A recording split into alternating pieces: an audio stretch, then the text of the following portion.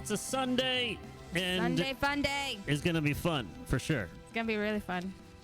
Making money. I see you in chat. What's up, dude? What's up? Thank you so much for coming in. I see you guys coming in. Yeah, today is a very different time slot. So I know some people are not aware of the time changes we have here. Sometimes for special guests, we do have different time slots here. Like last week, we had to do it early. Yeah, for Bram. Because he was from the Netherlands. Amazing drummer. If you haven't seen that podcast, be sure to check that out on YouTube soon. I was be uploaded. really impressed with his whole band. I mean, what did they call themselves? They're symphonic metal for sure. Symphonic metal, but it also had a violin. They're like they sound like Valheim, but it's Val something. Valheim. I gotta find it now. It's been over a week. It's been a busy week. You gotta say it right if you're gonna say it. But yeah, they're touring right now. So if you haven't gone to see that podcast, make sure to go check him out. He's from the Netherlands. He's touring all around Europe right now. Vanaheim, that's what it is. That's the band. Definitely check them out. So if you like Nightwish, if you like bands like Within Temptation, then check them out because they're very similar and they have really they gave me goosebumps when I saw their original shit. Really good stuff. But we got really good stuff tonight here for you. We're going to be talking to Ollie Winiberg from London. Woo! My British guys, I love you guys. Yeah. Yeah, so he's the host of the Heavy Hook Show, and doing some research, he had a lot of amazing musicians on his show. Yeah, almost like every member of Dream Theater, which is his he was drooling because he was like, I was what? like, holy crap, he got to talk to these guys? What? Yeah, I mean, I want to talk to these guys. The last one that he checked out was, of course, the Mike Portnoy one. Because that's the first thing I checked out. Yeah. First and last thing I checked out. Because if you guys don't know, I call him the Mike Portnoy of Twitch because he's always playing Dream Theater and he's been obsessed with them since he was a kid. I just made a post of me and him side by side with our stories together, in the same grouping, and we have both of our AI avatars together, and we look as if we were related in some way. And I think it was last year? He did a tribute, 9/11 tribute, because he's in New York City. The 4-album playthrough. So straight. That's why. No he's breaks. Insane. 4-album played Dream Theater. For album. Yeah. I can't even say it because it was so long, and he was here, and it was amazing. So yeah. I still have it on the replay. And so did we put it on YouTube? That one? Yes, that should be getting uploaded soon, actually. Amazing. So he's gonna have fun with Ollie. I knew right away. I'm like, when you meet this guy, you're gonna fall in love with him. He's amazing. I got questions that need some answers. He's a straight up cutie from London. So I think we should, just hop on it now and get him on so we can pick his brain, find out what makes him amazing, and how did he get all these amazing guests to conversate with him? You know what I'm saying? All right. So. Hey, there's my Virgo and Sagittarius friends. Yes. Sagittarius say they like it hot, so, What up, Maddie J? Welcome in. What's up? Pimp left. What's up, guys? Thanks for coming in. All right, so before anything else, I got to ask our guest, Ollie Winiberg, are you ready for me, honey? No. You're not. He's not. He's afraid. I'm looking over. Go. He has no shirt on. Let's go. Put on a shirt, all right? Be decent, all right? All right, let's do it. Let's have fun here on YenYorkCity Live. There he is. Woo! The man of the hour. Hello. Ollie. How are you? I'm delicious, baby. That's my word. That's my word. You've stolen there it. Also, I heard you give a shout out to Matty J, and if I'm not mistaken, Matt is the guy that actually designed all the artwork for my podcast. So nice. Also a big shout out to Matt. He's an absolute babe. What's up, babe? Matty J. We got something in common. Yeah, so you like design. So if you guys don't know, right here, this is the man that does all these crazy designs, all the layouts, all the transitions. So I got to give it up to Luna. He does a lot of that stuff. And it makes it all possible to do these podcasts because he does all the bells and whistles and makes it all fancy for me and stuff. So, yeah, no, it's an honor to have you here. And Stop it. You hang up. No, you hang up. No, Come on. you stop. Thank you for having me. Oh, thank you so much for your time and space. So, Ollie, I gotta say, all your interviews, all the time you spend with all these musicians, like, you must learn a lot about a lot of interesting people and stories along the way. But this time, it's your turn. You have to tell us your story. Oh my God. Okay. So I, by trade, I suppose I was a musician as a teenager. My dad was in a very briefly a successful punk band called the Anti-Nowhere League, and he played Wembley and stuff. Wow. So he had quite a sort of colourful career within music, and he kind of turned me on to Liquid Tension. And that was a real game changer for me. There were two artists that actually really changed my life, and both of them he introduced me to. One was Vangelis, who obviously is the film score composer, and the other one is Liquid Tension. And they just completely changed everything. I don't know if you guys have had this. You know, when you hear something and you just go, fuck, like that is me, like I need to hit rewind on that. I need to just listen like 100 times over and not do anything else for the rest of my month. That was kind of like my life with those two artists. He kind of sadly passed away in 2003, but I inherited like an enormous like CD collection, and then I found artists like Dream Theater, and then as time progressed I found artists like Devon Townsend, and so there's a lot of great artists that helped me. But in 2007 I got a job presenting for BBC Radio, and I did that until 2021. I left the BBC and now do the podcast for Spotify and iHeartRadio, and that's kind of where I am now.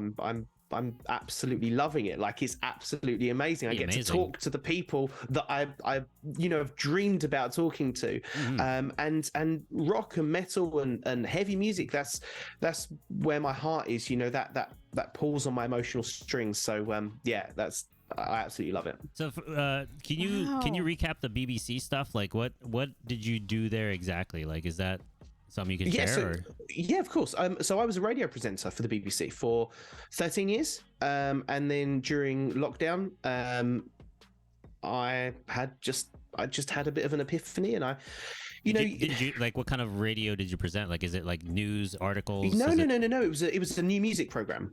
So it was all about discovering and spotlighting unsigned bands that maybe wouldn't get on the radio within the rest of the schedule within the BBC in that particular station. So I was very used to kind of pushing on bands' behalf, to get them out there, to get them noticed, and that's what the show was all about. But I absolutely loved it. But even when you love something, you still know when the time is right to do something else. Right, and it was kind of through lockdown. I was like, I'm just gonna have a look and kind of see what else is out there. And then I got offered this podcast with Music Gateway and Aston Microphones, and it kind of everything just fell into place at the right time. And I was like, if ever I needed a sign to like come and jump on something else, and this would be it. And the podcast, like, it's just gone from strength to strength. Like, it's in the top 10% of most globally shared podcasts. I can't believe that. Like, that's crazy. That's amazing. So I'm pretty happy. Congratulations. I'm pretty happy. Yes. Wow. And to talk about how the pandemic really changed a lot of lives and how people really present themselves, because it was also a chance. And this is how this podcast started, because I felt like, wow, we got all these concerts we can't go to. A lot of friends are distant, and the whole thing was like, man, I really missed that connection with seeing live music. And so, and also being around friends. Remember, we couldn't even be in like the same place sometimes, a bunch of us. So I said, well, we love music, we love streaming, we love our friends that are trying to still grow. So why don't we Yes. all grow together? And I started the music podcast here, and it was right in the midst of it. And I was like, you know, there's so many talented musicians here on Twitch that they're just trying to like grow, but how are you going to grow? Well, let's find out what makes them awesome, right? So then I would put them on here and we would just talk, and it would be just like friends shooting the shit, talking about music, what made them want to start being a musician and what made them start streaming, because a lot of really famous artists didn't know what to do either. So it was kind of like blindsided, like what are we going to do? And they started hopping on. And I know we had I saw one of your podcasts too that you had Herman Lee, and he's a Twitch streamer. Yes, yeah, he's cool. And and I was like, oh my God, you know, there's a lot of people that just wanted to kind of not stop, pause, and start doing stuff also still with music. So streaming really became something that just started blowing up for a lot of people. That were it was really foreign to a lot of people. So with podcasts, they just blew up really quick. Like people really started listening more to podcasts, I feel, in the last couple of years. So when was the first time you went live as a podcast host? That was in about September 2021. I was quite lucky. I'm friends with band members in various bands, and that's kind of just happened through sort of my time at the BBC and also the concerts that I used to go to and things like that. So I was lucky that I already had a bit of a back catalogue of people that I could already ask to come on. But my first one was I think September 21, and it was with Padge from Bullet for My Valentine, and he's a kind of a dear friend of mine, and he sort of like agreed to come on, and he even recorded like a couple of pilot episodes with me as well. So I'm very, very grateful to him for like helping out. He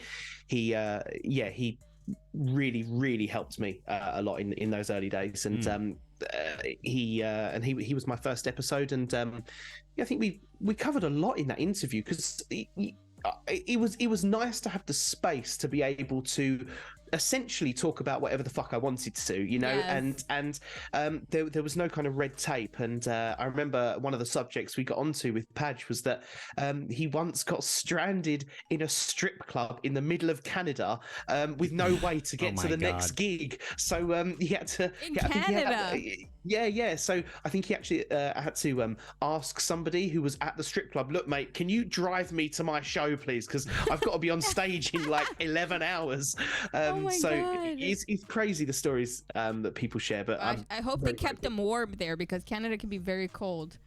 I'm convinced he had no problems being there. I mean, if you're gonna get stuck and stranded somewhere, that's like a guy's dream. Exactly. Yeah, can't come. Sorry. That's amazing. Wow. Cool. So that was your first interview. So what was one of the things that was different from being in BBC than being a podcaster? What would be the little difference that you found? Well, I think primarily I was doing very kind of different things at the BBC. So there I was talking about unsigned bands, and we were getting bands on to promote themselves and talk about, you know, the gigs coming up, like whether that be locally or, you know, in the city. And that was a platform for them. With the podcast, I've tried to, a bit like you guys saying, you know, you've put this podcast together during kind of lockdown and to connect people. For me, that was kind of really important as well, because I think there's a dangerous amount of really fucking boring interviews online. You know, I see some of the people that I absolutely love, and the interviewer looks like they're going to slip into a coma.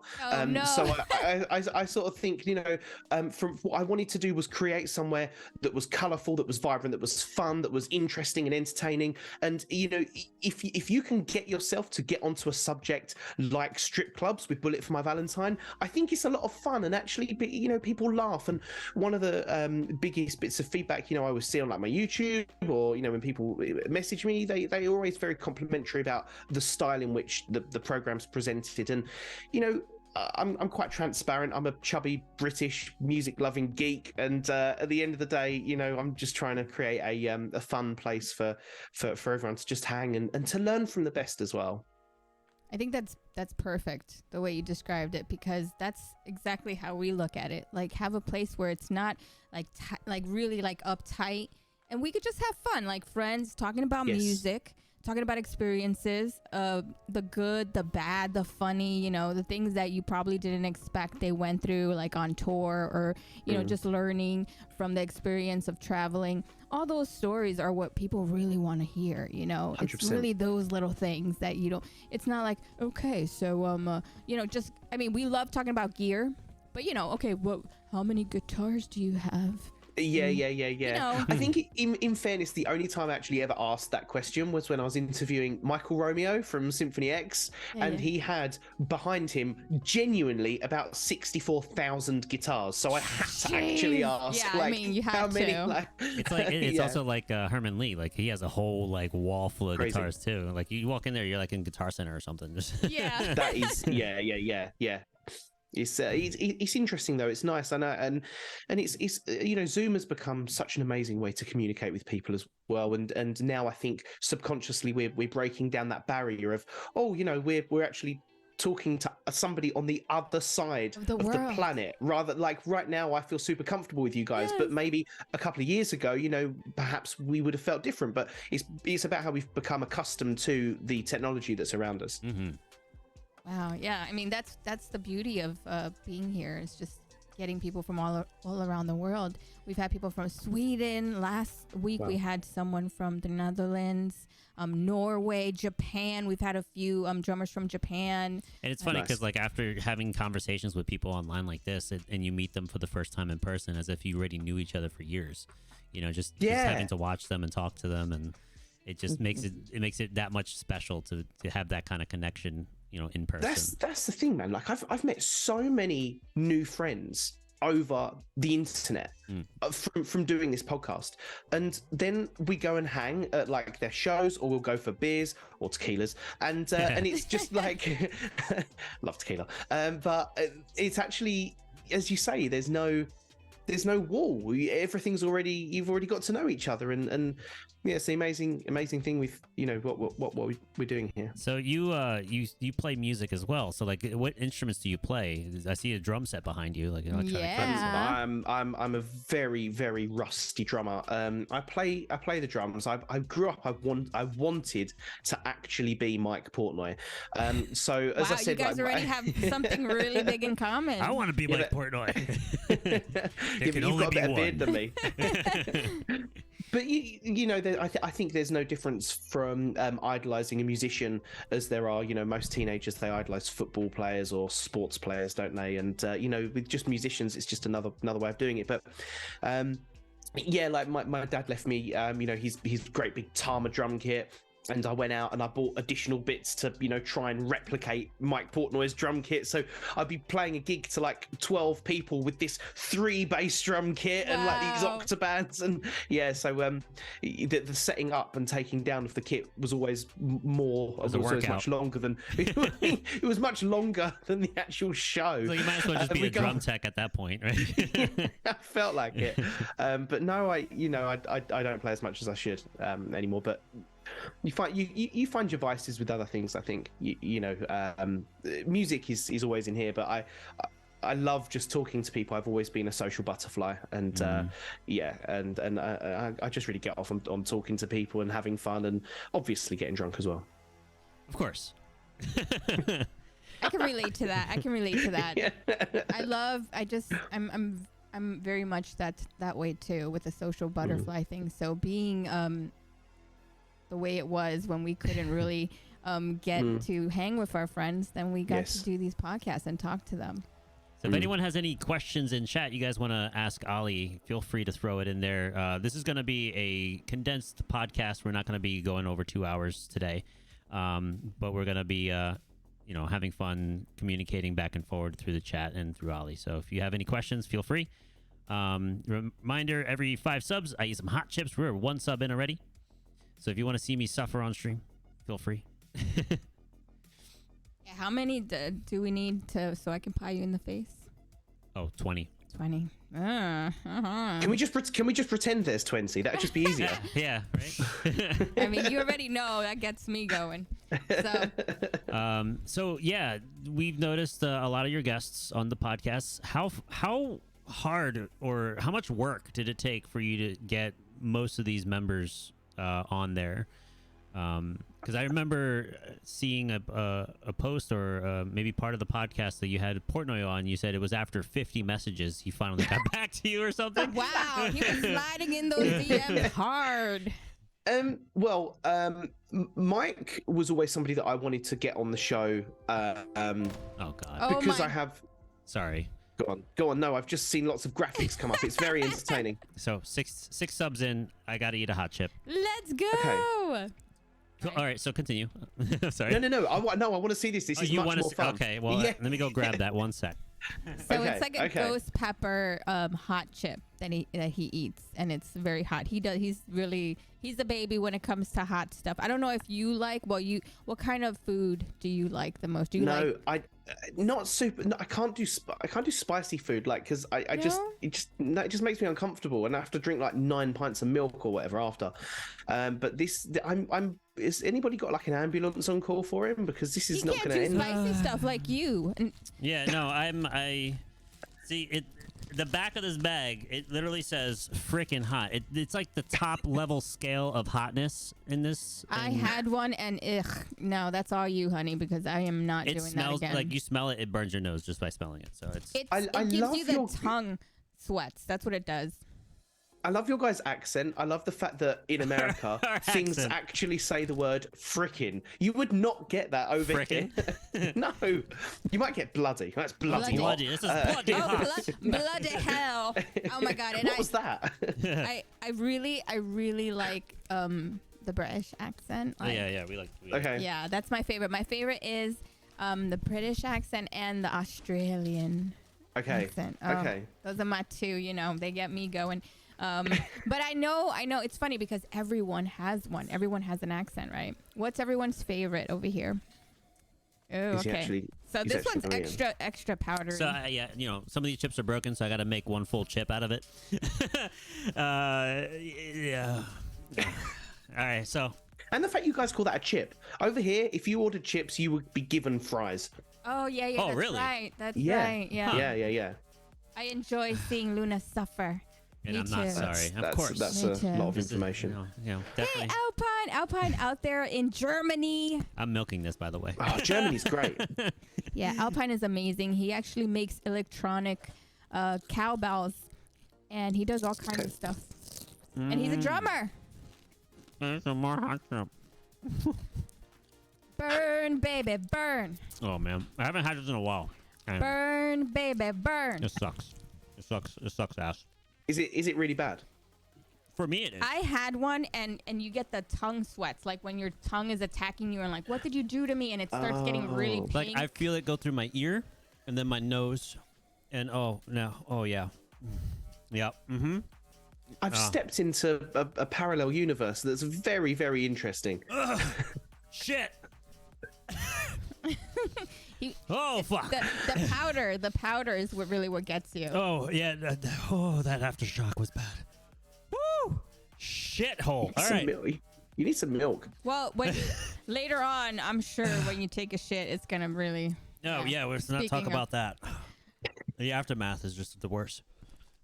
Johnny Cash's Ring of Fire. That's what it is. Oh man, that just. Thank you so much, making money. Okay. For the 5 gifted tips. So, what were we talking about, Mike Portnoy? You 50 messages and yeah. So how did you get the legendary Mike Portnoy on your podcast? The heavy hooks, guys. Mike was always somebody that I kind of always wanted to get on for like personal reasons. I've always been a huge Dream Theater fan, and he notoriously doesn't do interviews. And getting an interview with somebody who does not do interviews is quite difficult. Yeah, he's really in pain, isn't he? But I became friends with Jordan Rudess after Jordan came on to my podcast, and we spoke. I love him. He's amazing. Jordan's amazing. He seems like such a sweet person too. Do you know what? He actually is the nicest guy ever. And he really is. And we kind of hit it off after he came onto the program, and we swapped numbers. And I kind of said to him, look, is there a way that you might be able to help me do this. And for a little while, it was kind of like a no, but then out of nowhere, in the middle of the night, Mike messaged me on Instagram, and he was like, "Hey man, I know you've been trying to get hold of me for a while. I'd like to come on." He started doing interviews again, and and it was just very good timing. But I did comment on like a lot of his pictures saying, "Look, man, just talk to Jordan. Like, come on, we'll have fun." And me and Jordan are trying to talk to you, man. Reach out. Yeah, one day I love when he does Instagram lives. Oh, Jordan! Oh my God! Yeah, I love when. We hang in there. He's like playing his piano and just giving that nice little vibe. It was nice. And then one day he was like, "Oh, hello, YenYorkCity." I'm like, "Yes, he acknowledged me." Yeah. He's. I mean, the guy graduated from university when he was 9 years old. He's an he's a legend, total prodigy, and a lovely guy as well. So Jordan really helped me as well. Wow. You had like a podcast that you had like three of the Dream Theater guys too, right? Oh, it was two of them. It was or maybe three of them, right? It was a panel. I remember, and also with Haken and Dream Theater. Yeah. So I really wanted to talk to James. James is, I think he's got a really interesting voice. He's got a really interesting story. He's pretty much been part of the band since the beginning. And the guys have just won a Grammy. I think that they've done it for such a long time. They're finally.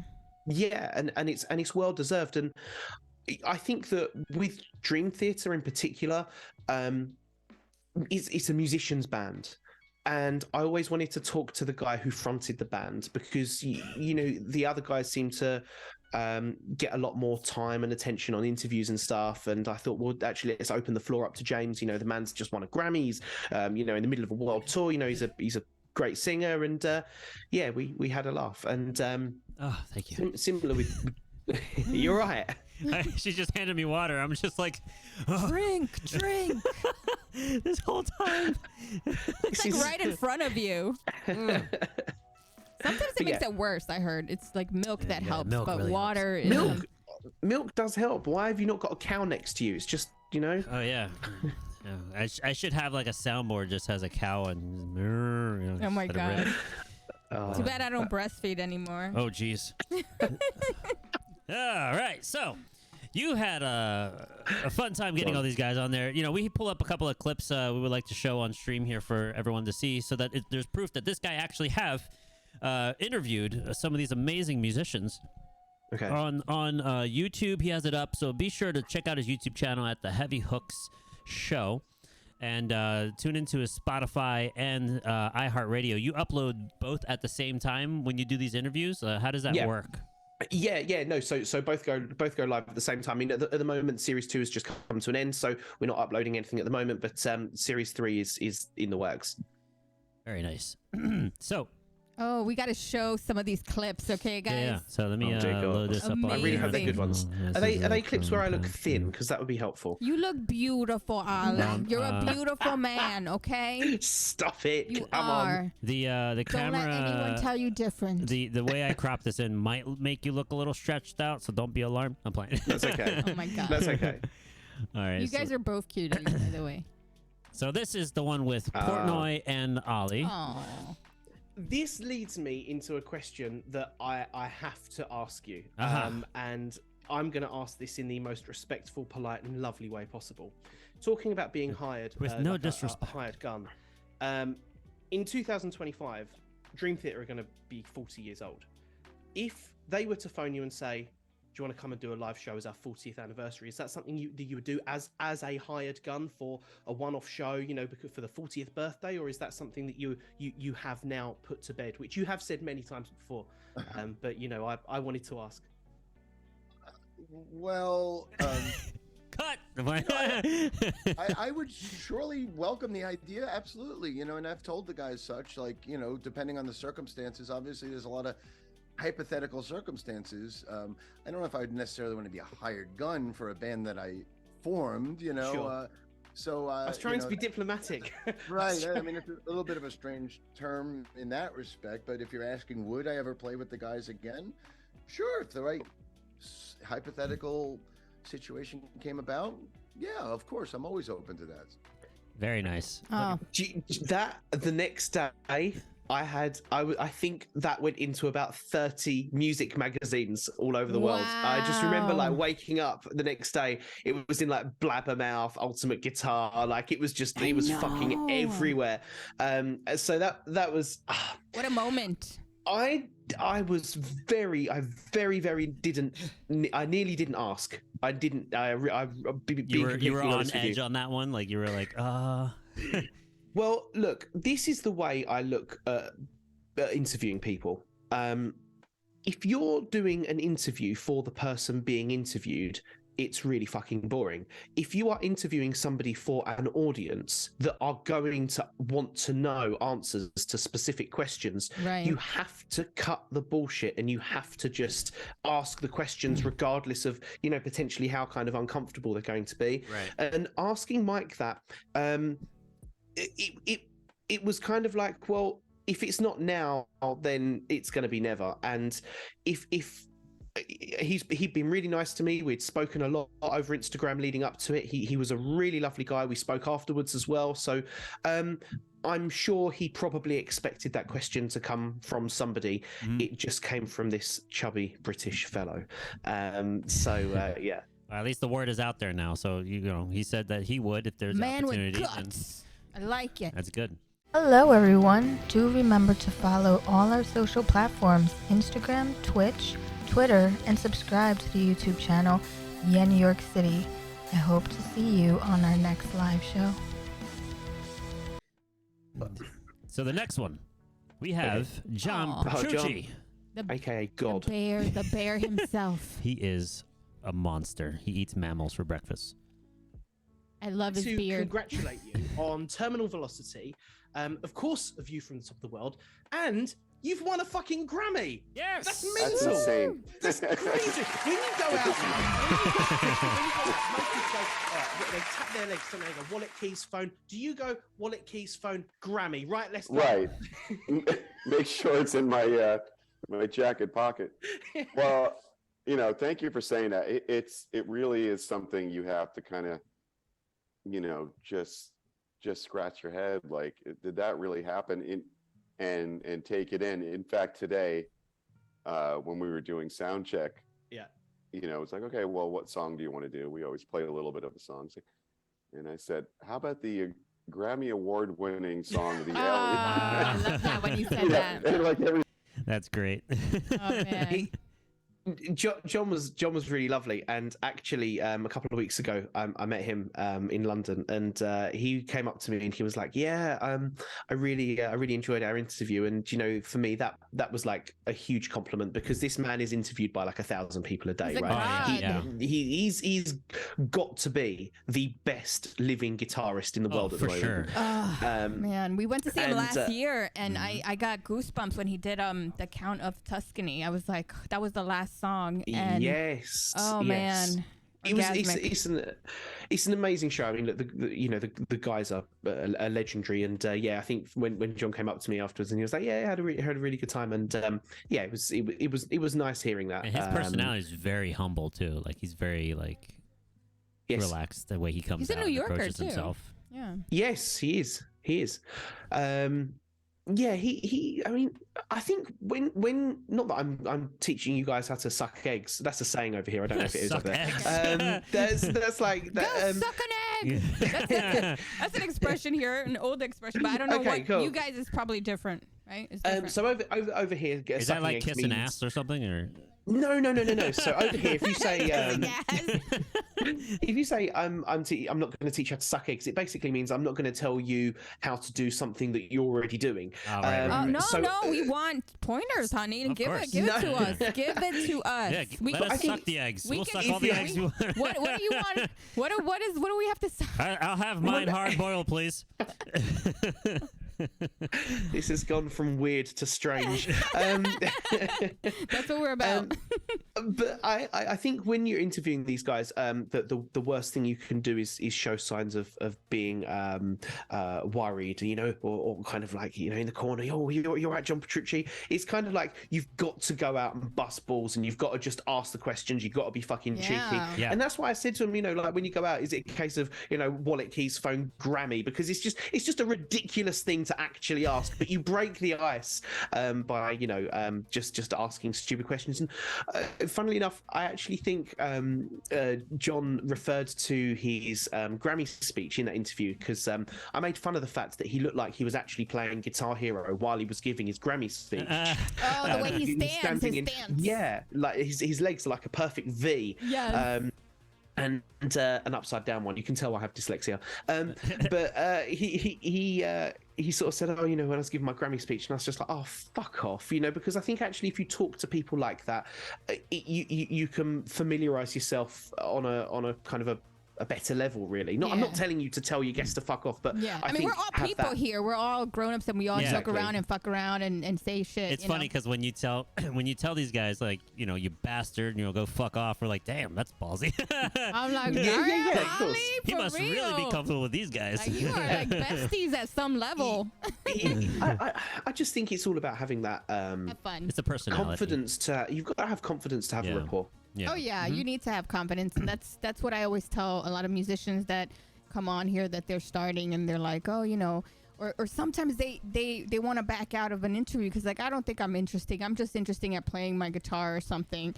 And then I'm like, and the funny about that, the thing about that is too, is that we get them on, right? And then they are actually interesting, and then they actually have fun on the podcast because it's the way we communicate and talk and hang out and stuff. So. I'm like, don't worry, we'll drive it. We'll drive the conversation. We'll make you feel comfortable. And that's another thing is, as a podcast host, and sometimes there's that air in between when they don't want to really share, but they don't know how to.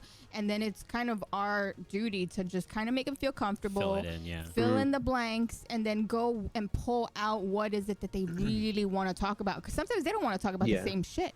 They want to talk about something like that they grew up loving, their passion. And sometimes it could be anything from like a video game that they grew up that it was like, oh, that was my favorite thing. And then like we've had people talk about random things like Godzilla, like and aliens and debates, a lot of weird shit goes down here in these interviews. Oh wait, bidets. That's good. Yeah, bidets. How one guy really I can't even talk now. Freaking, my tongue is too swollen with this. Take another chip so it could reverse. Hey, the you are doing a sensational job considering your mouth is on fire. No, it's literally swollen right now. Yeah, give it to you. You're doing it. You're doing it. So we're going to show a couple more clips, and then we're going to do our final questions and stuff like that. So our next clip, we have none other than James Labrie. Wow. Really want to ask you a question, and I want to ask it in the most sensitive but respectful way possible. Did you think that your picture with Mike Portnoy would blow up to the level of it, that it did, with such positivity and such love from your fans? To be completely honest with you, I didn't even think about it, because at the moment it was just about two guys with huge history. Yeah. Musically speaking, we're able to come to terms to realize that, hey, we got to let go of all this negativity, and how long are we going to carry this frickin' monkey on our backs? That we just we need to move on. So at the time with that, Mike said, hey, let's do a pick, and I said, yeah, man, for sure, let's do one. Yeah. And then it went kaboom. To me, like when that happened, I was kind of like, yeah, I can see that, because we do have millions of fans around the world. Yeah. And so to me, it was a nice kind of affirmation on who and what we were and what we are to so many fans. And even Mike said, he says, it's cool to see that reaction, right? And I said, yeah, absolutely. And I said, I kind of figured something like that would come from something as indelible as that picture kind of left on so many people. Yeah, that's That was a pretty deep moment, like having to have that those questions, conversation. Ollie, those questions. You did that. You did that, Well, honey. Do you know what is actually the most entertaining thing for me right now is watching you guys watch that clip, because for me, like I'm kind of in essence, I'm to a degree, certainly within the creation of the podcast, I have free reign to do whatever I want. I don't have to ask anybody anything. I can say what I want, as long as it's not horribly. You're not constrained to the people that you may end up working with or who you exactly. You run your show. But watching you guys and watching your reaction is something that I haven't actually done with the podcast before, because I've watched everything myself. I've edited stuff myself, or Matt, who does the artwork and for the thumbnails for YouTube and all the amazing stuff he does for like my Instagram and stuff. He will always like message me and say, "Oh my God, did you just asked James Bree about my Portnoy picture?" But that was an obvious thing that was going to come up. So this is interesting for me to see how you guys react. So when you prepare questions, like how long does it take you to like really get those down before the show? Like, or do you prepare it the day before, or is it like? No, I think I would never want to interview an artist that I didn't already have an emotional connection with. I feel the same. I feel the same way. And I think if you're having to do too much homework, then the interview itself may not seem as organic, perhaps, as it should. I mean, I spent 13 years doing that homework, and I enjoyed it at the time, and it was fantastic. And learning about all these up and coming artists, but actually in a world that I had already loved before my time at the BBC, I kind of knew already who I wanted to interview. So to answer your question, I maybe like I might just maybe spend like an hour or two just grabbing together some questions. I mean, I'd know roughly what, as soon as the guest says that they want to come on, I'll know roughly what I want to ask. But that's not me saying to any aspiring presenters, don't do your homework, because that's not what I'm saying. But what I am saying is always make sure that you have an emotional connection, or at least an interest in what your guest is going to be talking about. Because if somebody came on and started talking to me about celery, I would be really bored, because I have no interest in celery. But when it comes to music, it's where my heart is. So so probably like a couple of hours. Yeah, that's cool. Yeah, that's how we run ours. Yeah, because I feel the same way. I have to feel a connection, a true love, like something that I feel like, I get their passion because I love what they're doing in their music. And so it does feel organically like I really love you. Everything that you stand for, everything you play, I feel myself. Mm-hmm. So to me, that's a very beautiful thing that you feel the same way, because I thought in a way, you don't want to interview someone that you're just like bored to, right? You want to actually feel connected to some degree. I mean, I do as an interviewer, but it just feels right when you really feel the same quality of love for their art. So for me, I totally get what you just said. And it Tunic says here in the audience, it takes balls to ask questions that people actually want to hear the answer to, opposed to just fanboying, asking questions that the interviewer wants to be asked. Interviewee.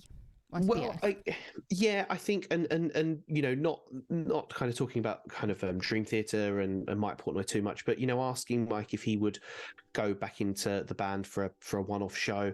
I had an interest in that question, and I didn't want to upset anybody in the band or out the band, and that was never my intention. But I have to remember that I'm a presenter and a host first. And I think Ricky Gervais really famously said, when he hosted the Golden Globes, he kind of said, look, I'm not hosting this for the 200 people in the audience. I'm hosting it for the 200 million people that are going to be watching it at home. And that's why he absolutely goes to town on these people and destroys Hollywood in one monologue. That was so amazing. Oh my God. I love that. So I kind of think, well, that's a really good way of looking at that. He was like, I don't care. I really don't. He doesn't. And, I love it. I don't give a shit. Yeah, I mean, outside of music, definitely Ricky Gervais is absolutely my hero. You gotta get him on your next podcast. Yeah, I think he's. I think he's gonna be. I really don't care. Yeah, if his fictitious band ever does go on a real tour, then I might get them on. Yeah, he's amazing. He's amazing. So we got 2 more clips we're going to show. I mean, we picked some of these just because these are what I like to see from the Dream Theater side of it. You have plenty of other just as passionate about Dream Theater as you. Yeah, he has plenty of other amazing guests such as Floor from Nightwish. Oh, Floor Johnson. Yeah, I mean that exploded as well. I mean, she is the sad reality about that is that we hosted an interview with her, and it was great, and then a couple of months later she got diagnosed with breast cancer. No. So their management and I, we were kind of in conversation about that, and we agreed that we'd put up a post and say, because it had already been previewed on Instagram and stuff, that she was coming on, but we agreed to kind of, just out of respect, kind of like hold that, and they didn't want anything posted while she was going through that, and but thankfully she's come out the other side and she's kicking ass, and and the interview went down really, really well. Very good. So let's show this next clip, and this one is with legendary virtuoso Jordan Rudess. My husband. Its fan base is one of the most divisive fan bases of any band I have ever seen, whether that comes to albums, past members. There always seems everybody has just got such a strong opinion about something about Dream Theater. Do you see that a lot? I just think that is so crazy, and sometimes it's really frustrating because there's a positive side of it where everybody feels like they want to be involved and they have these strong opinions, and they're ready to state them behind their protected like computer wall. Trolls. So true. So true. Or whatever, and sometimes they say shit that's just plain frustrating, and that can be frustrating.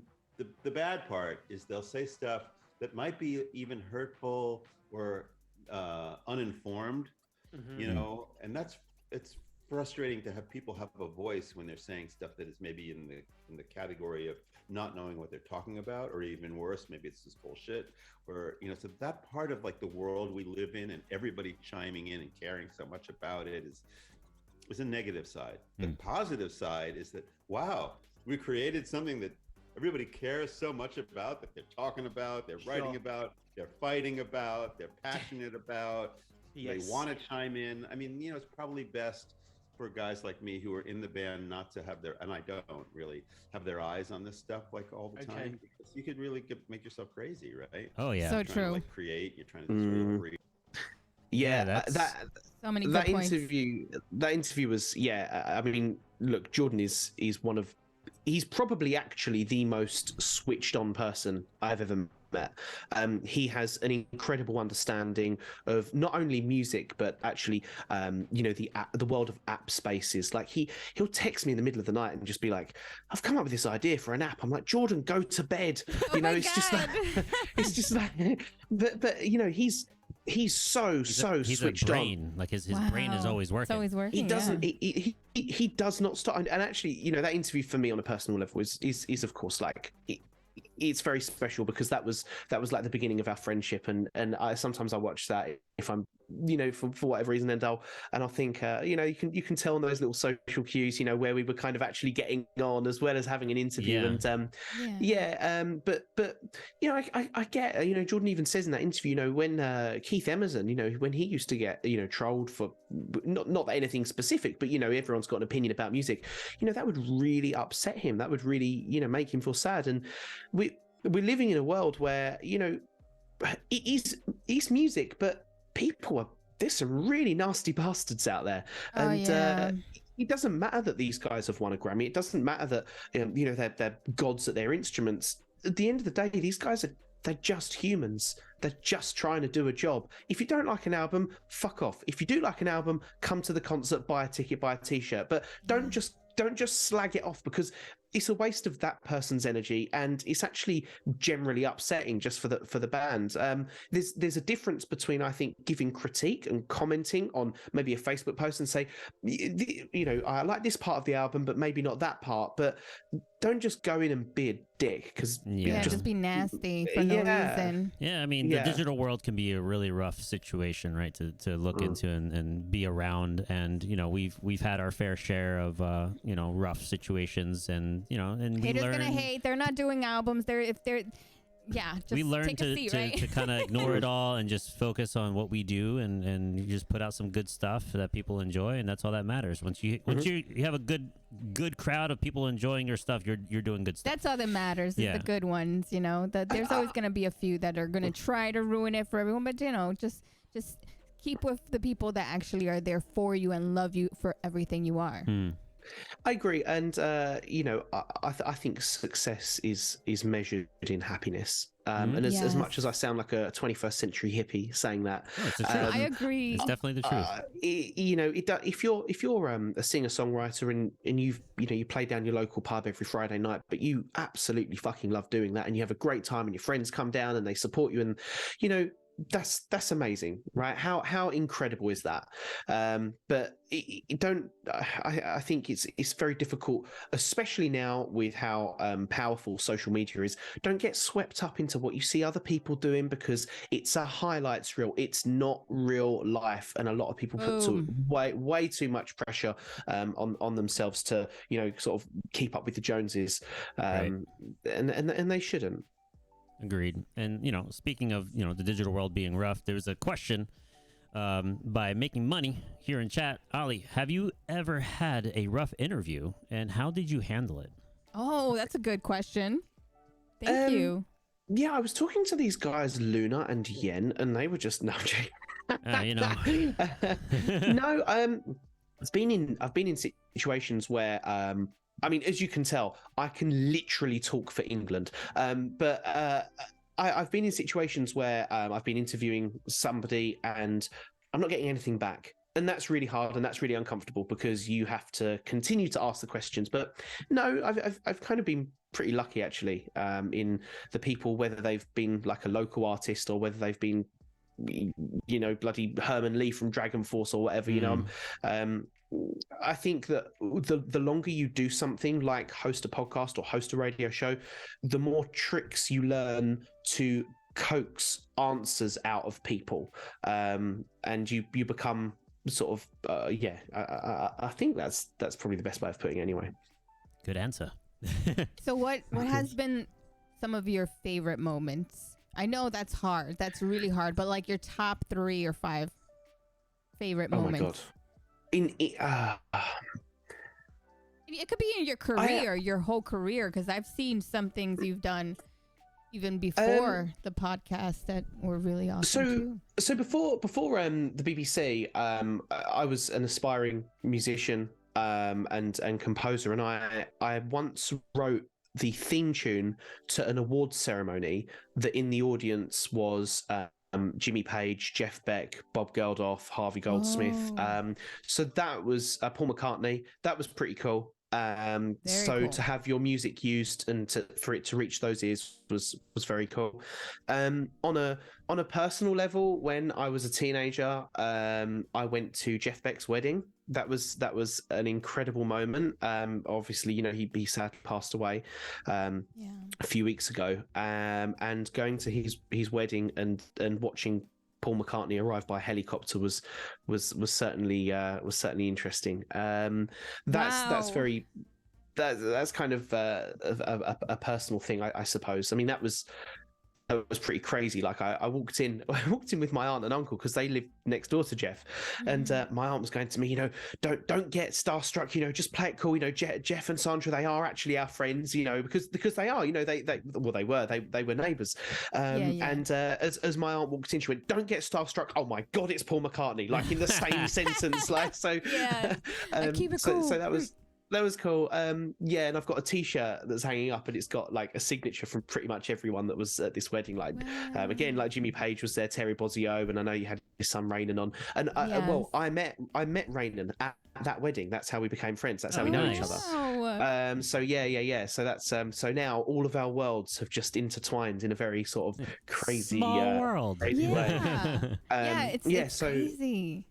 So Raynon was there, and that's how we became friends, and but I think I'm just trying to think of some more kind of highlights. I mean, it's difficult not to give personal highlights as well as work. I mean, I loved when the podcast dropped. I was really happy with that, and it was really good fun, and I was kind of nervous and excited, and there's loads of moments that I've been very, very, very lucky and very fortunate, but I have also worked my ass off as well. Oh yeah. So the two things intertwine. So I mean, speaking of some amazing moments, we have our last clip that we want to show for the night, and we've covered almost all the spectrum of the Dream Theater members, but one who is fairly new into the Dream Theater world. And it's a duo cast, so it's with you, Mike Mangini, and Jordan Rudess. Daddy Genie. Nice. And talking about smiles on people's faces, I don't think there's anybody happier on this tour, than Mike Mangini's drum tech. What an amazing turn of events he has had. That thing is like a normal size now. Yeah. That's great. See, go on. Honestly, yeah, go on. During the show, 2 shows ago, while the show's going on and I wasn't playing for a moment, I get off the drums and I go visit. He and I discussed that he should have one of those things that an auto mechanic lays on to go under, lay on that little dolly, and so they can go into the car. And we're just sitting there discussing the kind of dolly that might work, because he's sitting there like this all night long. He's got a cymbal bag, and another thing is a pillow, and he's just like, just to stay out of the way. But yeah, he is happy, and something different to do. It's just amazing how interesting it is when any of us make a change that it becomes a thing, and that's cool. That's cool that people are into these things. The last tour you were doing your amazing gymnastics thing. Crazy. Do that. But the reality is, you look over, to me, I'm not a drummer, so I'm not super conscious of these things. It's still a big set. I mean, you still got a lot of drums. Yeah. It's not like you're playing some old-fashioned rock kit, right? I mean, it's substantial. So, Jordan, what do you think? That you play a Fender Rhodes next time and I use a cajon? Oh, my God. Tambourine or something? That's pretty funny. Well, do you know the funniest part after that was I kind of jokingly said, well, size does matter. So it does. So yeah, again, amazing opportunity to speak to some of my idols, and that was a lot of fun. That was. It's just sometimes I remember I think the first time I ever spoke to Jordan, I remember kind of in the back of my head going, oh my God, this is actually Jordan Rudess. Like, this is actually happening right now in real time. Like, oh my God. But that was a dual interview with 2 of your heroes. That was a lot of fun. Yeah. So everyone, if you're not following Ollie's show, The Heavy Hooks, on YouTube, this is his channel here, so be sure to check out all of these interviews. You can see he has Mike Portnoy. Oh, I love the clinic one that he did. The clinic, that was clinic. Fun. Yeah. We watched that. Was really nice. Cool. The way they played and stuff in between the conversations.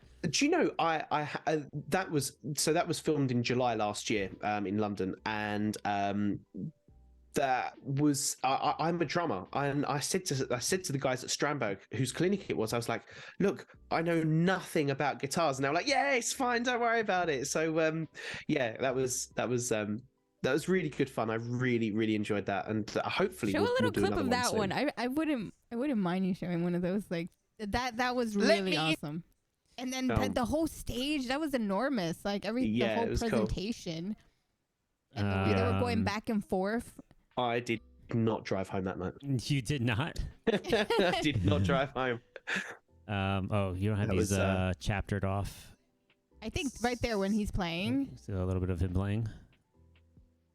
Let's see here. Okay. There.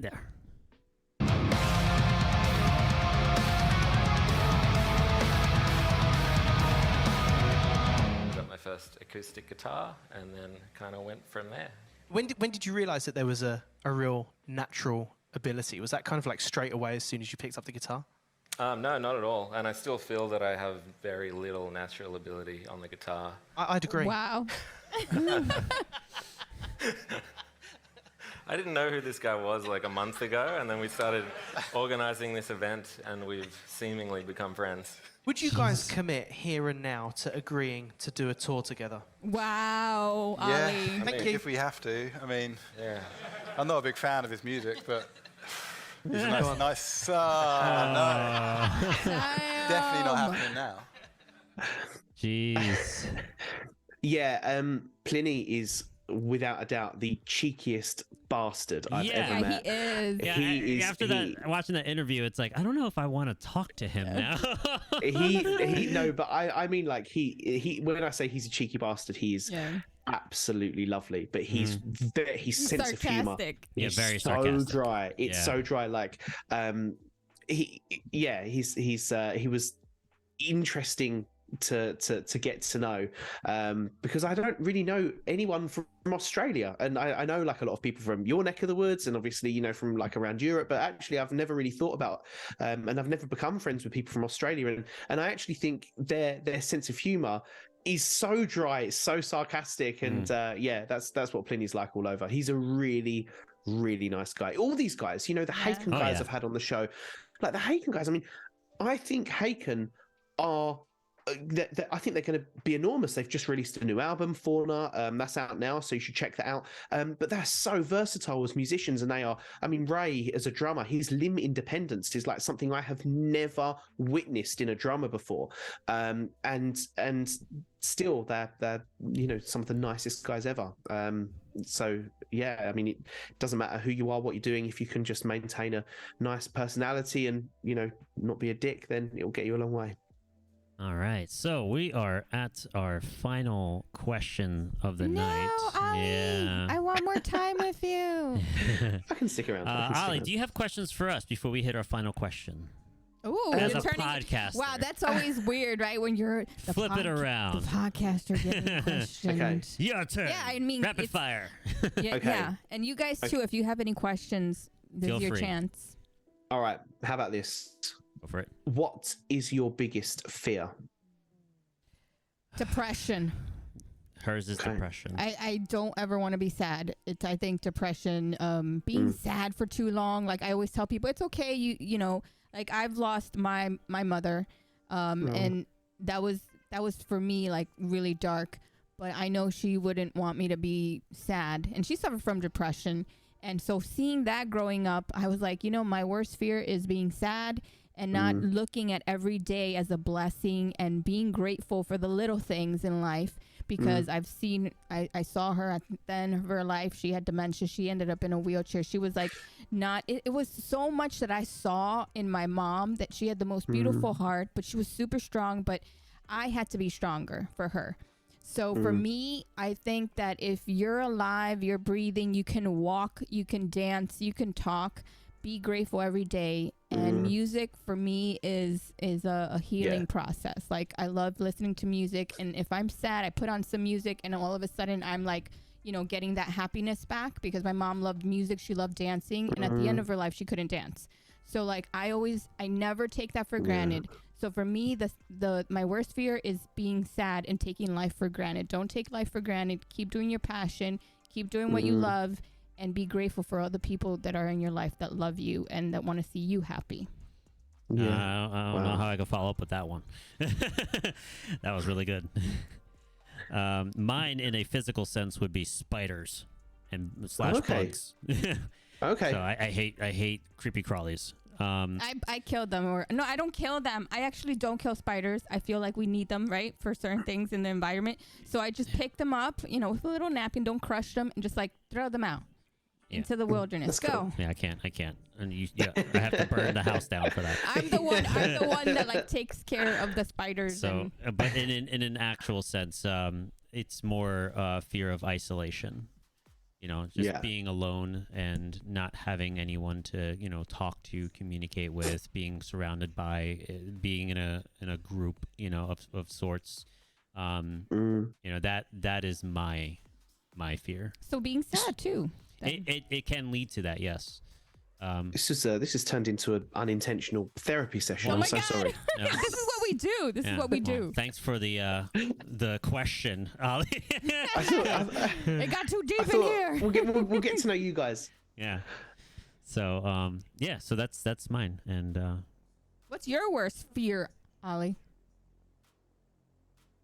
I don't. Bananas. I don't actually know. I've asked you guys that question thinking, this will really generate an interesting response, and then I didn't think about you doing it to me. The plot twist. Centipedes, I fucking hate those things. Centipedes. Yeah. Ooh, all the legs.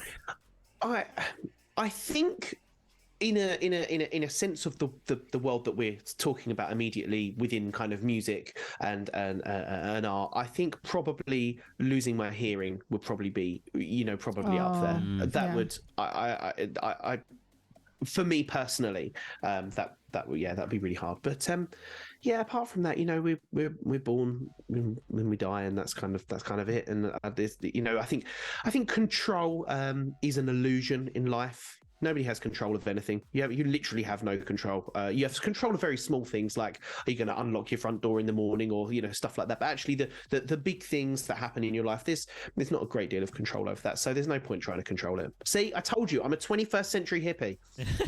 I'm a yoga instructor too by day, so I understand. Like I feel like seeing other people happy makes me happy. 100%.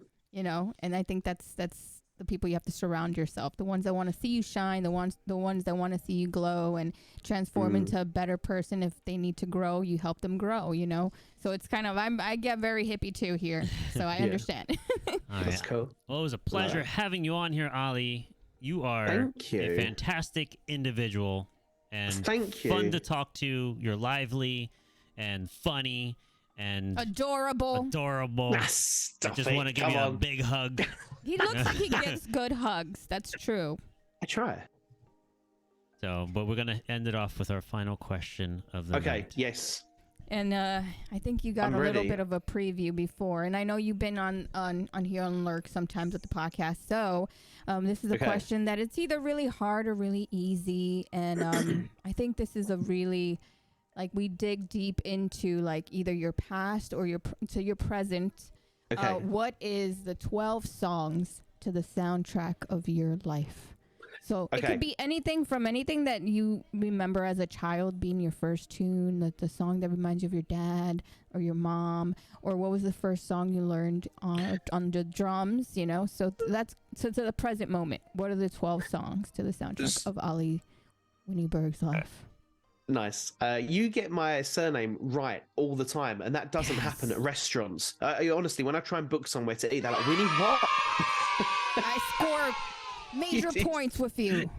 You did well.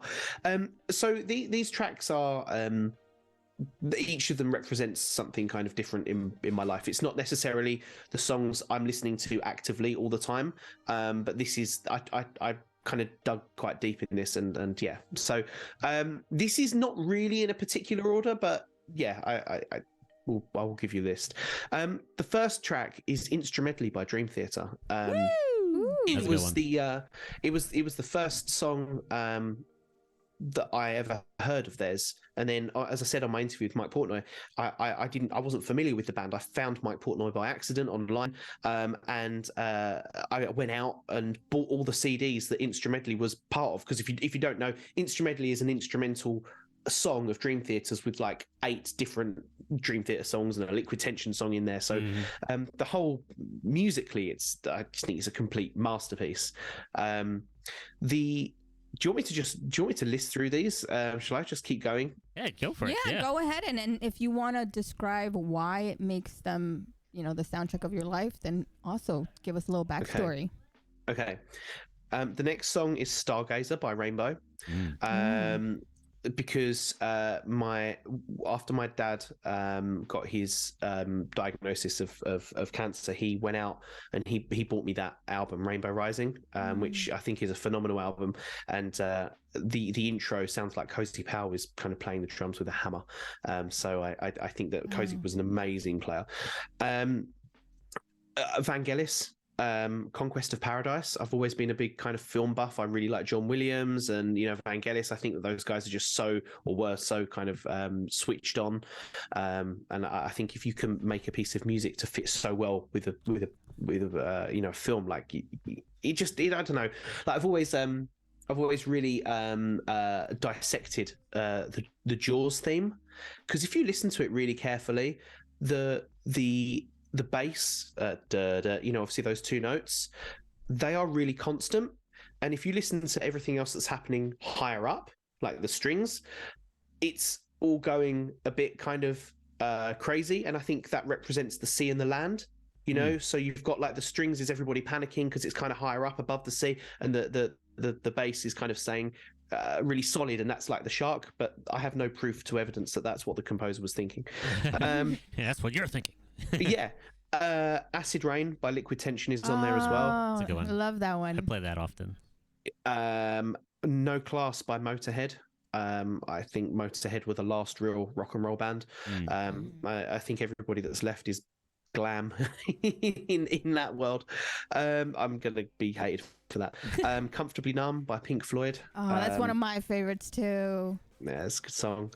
1985 by Haken. That was one of the first tracks that really got me turned on to Haken. I think that they cover about 11 different genres in that song, and I just think they're so talented.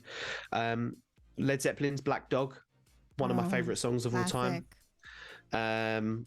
Led Zeppelin, I think as a band, they were actually the introduction of heavy metal. I don't think anyone really did that before. I know Black Sabbath did it as well, but for me it was always Led Zeppelin. Yes, Does It Really Happen? And British proggers, yes, who were just fantastic. Yes. Pliny, Cascade. Weirdly, that was Pliny has been one of my favorite artists for a really long time. And obviously, when I hosted the Strandberg Guitar Clinic and he played that, I was like, oh my god, this is like a fanboy moment. Like I absolutely just fell in love with that. The Who, The Real Me, taken from the album Quadrophenia. I would urge anybody that hasn't listened to Quadrophenia to not only listen to it but to watch the film. It's an enormously successful film. If you guys haven't seen it, it's essentially a musical by The Who. Not actually a musical; they don't sit up and dance. But what I'm saying is that the whole film is about that album, and the music used is used by The Who. Yeah. It's that. Good. So it's really good. It's really, really good. And the last one is Porcupine Tree, Arriving Somewhere But Not Here. That's a good one. Yeah. So, wow, we have a lot of the same taste in music. Yeah. Beautiful. So that's kind of my 12 tracks, really. Nice. Wow, you went through that. Beautiful list. I think all those songs are legendary. A lot of classics. You can't go wrong with those. I was really tempted to kind of throw in like newer artists, but actually I didn't want to just reel off my Spotify like what I'm listening to. I kind of wanted to really think about this a lot. Yeah. But I think that's a good question too. Like, is there anything unconventional that you listen to, like something that no one thinks you would listen to, that is one of the songs you really like at the moment? Yeah. I listen to not a lot, but like, I know you guys are metalheads and you're rock heads, but do you know sometimes you just kind of need something else just for a bit? Maybe that's a day, maybe that's a couple of days. I mean, we do that. We throw in some electro swing, Yeah.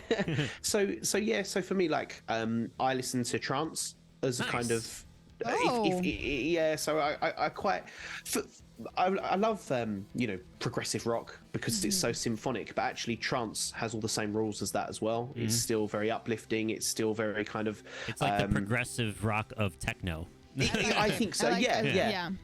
And I think for me that's kind of quite a nice escapism. I like those big pads and those big synths, and I always think it sounds really kind of like angelic and dignified and yeah, soulful. It does carry some form of emotion in the music. 100%. So. But I also listen to an alarming amount of 70s disco as well. Like, I love Nile Rodgers, and I think Chic are absolutely fantastic, and Stevie Wonder's one of my favorite artists as well. So that's kind of side B. If I were a vinyl, that would be side B. Very nice. I love it because it shows that you have an eclectic side, and I'm very eclectic. I love a lot of different genres too. So I love to hear that, because it's a lot, especially a lot of metalheads. Makes us well-rounded. Yeah, you got to enjoy everything, a little bit of everything. You know, it's like food. I think so. I love food. I love different types of food from all around the world. That could be a whole full podcast in the future. We can talk about food. Yeah, you got to open your mind to different genres, you know, and I feel that. I think so. Yeah. And it's not even, nobody even has the excuse anymore that they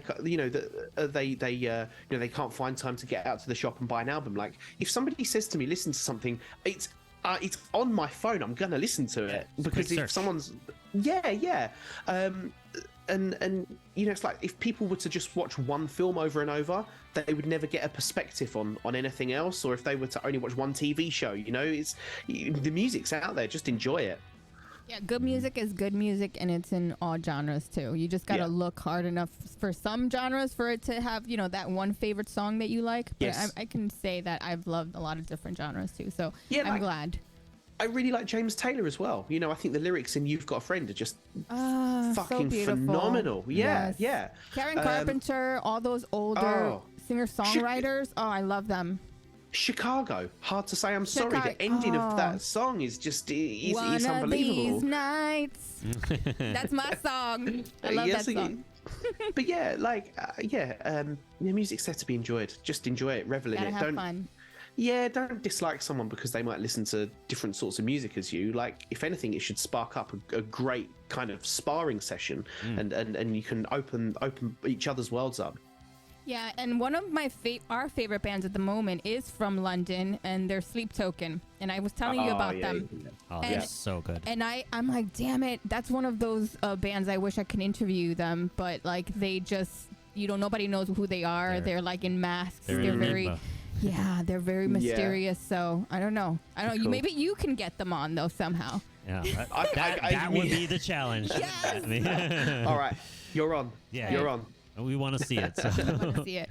Ollie, it was a complete pleasure. Thank you so much for this space and time that you amazing. gave us. Everyone, if you're not following Ollie, be sure to follow him. His links are in the chat.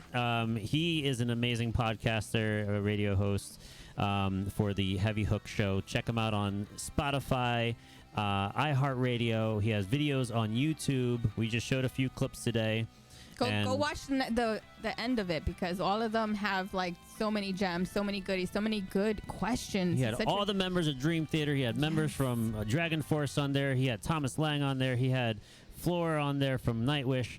He had Polini on there. Like, he had so many amazing people. So definitely check out his show. Thank you guys, and thank you for having me. I don't often actually do interviews, so it's this is a special one for you guys. Thank you so much. Honored. Thank you so much, Ollie. And what's the next one we can look forward to that's going to launch? Can you talk about it, or can you tell us a little bit? No, it's a surprise. You guys are going to have to find out yourself. Go follow him. Okay? Maybe not the guest, but do we have a date? I think perhaps between maybe towards the end of summer. These things take a long time to put together, and you know, if you want to release, it's all about quality, isn't it? You know, it's not just about getting an episode out every week. You know, I'd rather release one episode a month and have it to be a really interesting guest rather than just pick somebody at random because, you know, no one else can do it. There's some really great names ready to go, and it's going to be a very interesting ride, and I think you guys will enjoy it. I know I will. And guys, go follow Ollie, okay? We love you, Ollie, and we're excited to see what's coming up in the summer. Thank you. Congratulations with your podcast as well. You guys are awesome. Thank you so much. All right. Have a good night, everyone. Much love. See you soon on our next show. Be dated. Yeah, hopefully. And I don't know, maybe he'll surprise you with maybe some I'll drums. do a drum stream tonight. Who knows? Yeah, who knows? Do it. Take care, everyone. Guys. Much love. Love you guys. Bye. Mwah. See you next time on YenYorkCity Live.